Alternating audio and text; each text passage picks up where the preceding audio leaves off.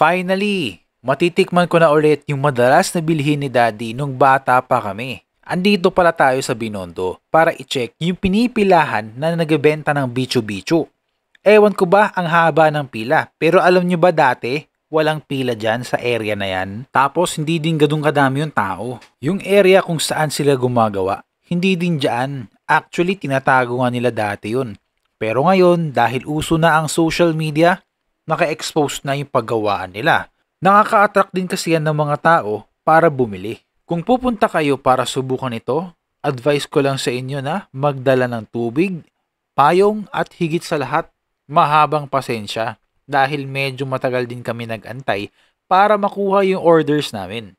Lalo na dun sa katabi nilang tindahan, yung nagtitinda ng fried siopaw. Kasi dati pag bumibili kami, go lang. Ngayon, grabe ang daming tao. Hindi na kami pumila. Next time na lang. Yeah. Yun! Oh. Hindi ko alam. Iba-ibang flavor ba to? Ano to? Wala nakalagay eh. Ito yung bicho-bicho plain lang. Ito yung plain. Ang dami pala. Sabi niya isang piraso lang. Isang piraso lang talaga yan. Mahaba eh. Ito yung... Ano to? Hindi ko alam. Nakalimutan ko yung May asukal. Ito yung milky. Ito yung milky. Yan. Ang dami pala. Ito yung milky.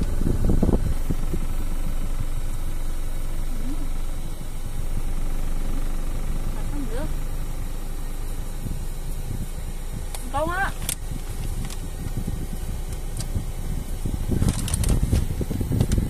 Hindi na siya crunchy. Hindi talaga siya crunchy. Hindi naman talaga magiging crunchy to. Bakit? Akala ko crunchy to.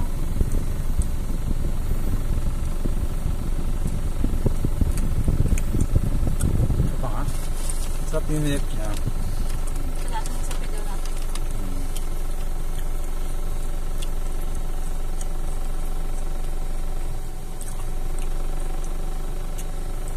Madalas kasi ginagawa ko dito sinasawsaw ko siya sa condensed.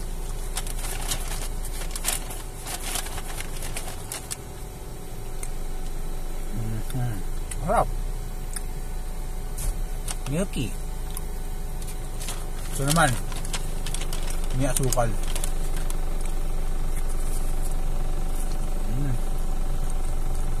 Bango ah.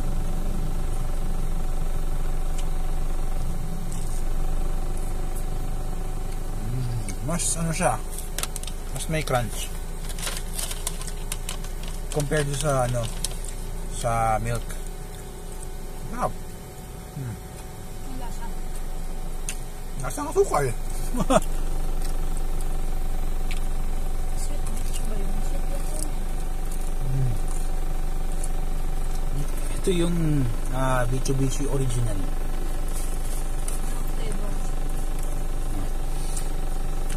Ito talaga yung dapat sinasawsaw sa Chocolate. condensed milk. Yan. Para lalong sumarap. Plain lang siya. Yun talaga. Nakakabusog ha? Okay naman, masarap. Yan yung naalala ko yung mga snacks namin dati. Buhay pa si Daddy, mga bata pa kami. Ang pangalan pala ng tindahan nila ay Oishi-kun at located sila sa 838 Ongpin Street, Binondo, Santa Cruz, Manila. Katabi nila yung nagkitrending na nagbebenta ng fried siopaw. Yun lang. Bye!